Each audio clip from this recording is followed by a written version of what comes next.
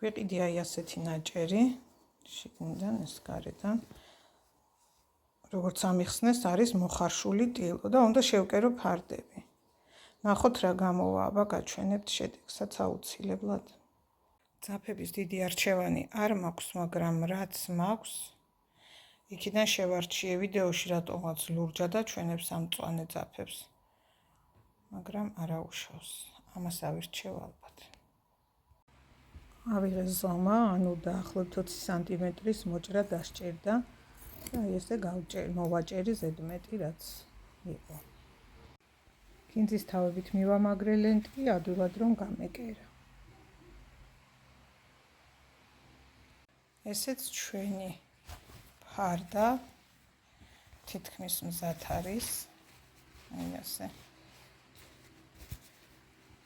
მივაკერე უკვე ლენტი. დავასრულებ და გაჩვენებთ.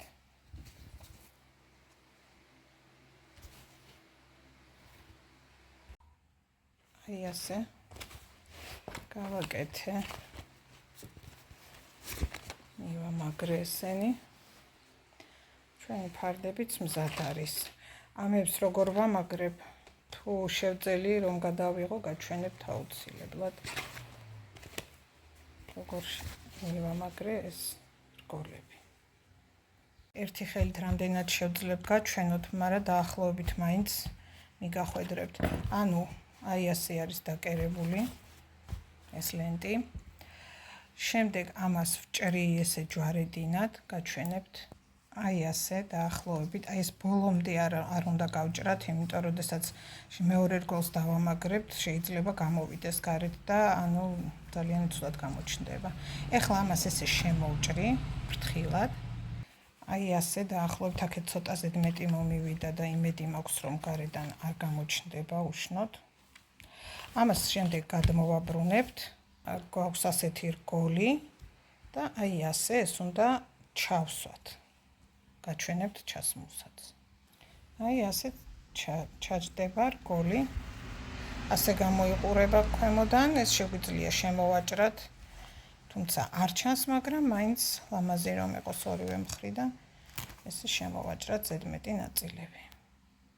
ერთი ნიუანსი, რაც უნდა გავითვალისწინოთ, ასეთ დროს, როდესაც ვკერავთ ფარდას აი ასეთი რგოლებით, აი ეს ადგილი უნდა იყოს, რაც შეიძლება პატარა. ამიტომ, როდესაც ლენტას ვყიდულობთ, ჯობია იმაზე მეტი ვიყიდოთ, ვიდრე გვჭირდება. ეს მე ვერ გავითვალისწინე, დაახლოებით 1 წლის წინ შევკერე კიდევ მსგავსი ფარდა და არ მომწონს ბოლოები, აქ ცოტა უფრო მეტი ადგილია დარჩენილი და რა თქმა უნდა, უშნოდ ჩანს. აი მინიმალურად უნდა იყოს დატოვებული გვერდებზე ადგილი, რომ ლამაზად გამოჩნდეს. ახლა რაც შეეხება აი ამ პლასტმასის არ ვიცი რა ქვია, ამებს გაჩვენებთ რას აკეთებს ეს და რისთვის არის საჭირო. ასე რომ დადგეს ჩვენი ფარდა, აი ასე ლამაზად. ნახეთ. აი ამეებით ასე მაგრდება. და როდესაც დავკიდევთ ფარდას, იქნება უკვე აი ასე ლამაზად ჩამოშვებული. ერთი პატარა ეშმაკობა. აი ეს ლენტები რადგან იხსნება და არ ჩერდება, ხო, და ვერ ვაჩერებთ ფარდას ისე როგორც ჩვენ გვინდა ლამაზად. ტუალეტის ქაღალდის აი ესე შუაზე გაჭრილი კარდონები დავატანე ერთის გამოტოვებით. აი ასე გავჭერი და ვნახოთ მეც პირველად ვაკეთებ და საბოლოო შედეგი როგორი იქნება გაჩვენებთ. აი ასე გამოიყურება საბოლოო ჯამში ჩემი ფარდები.